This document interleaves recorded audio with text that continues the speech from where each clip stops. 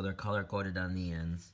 White, yellow, there's a baby blue, and this is the dark blue. For safety, please first unplug your garage door opener. Since this spring is not broken, all I have to do is open the garage door. It's gonna release the tension, and then I can just come up here and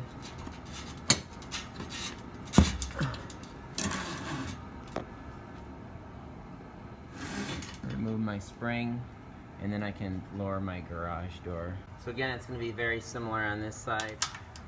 Safety cable here that I have to loosen up. So once I've removed that end of the safety cable, then I can just pull it through.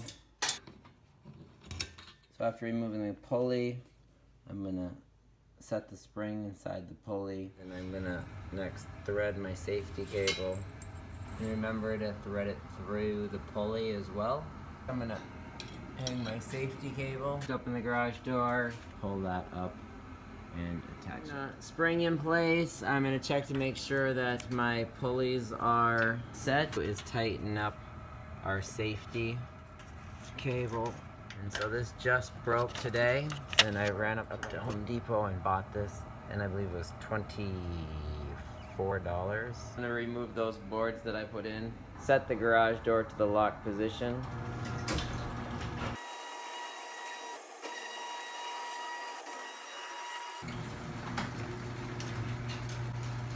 Took me about 2 hours with recording to get this done. I got both sides done.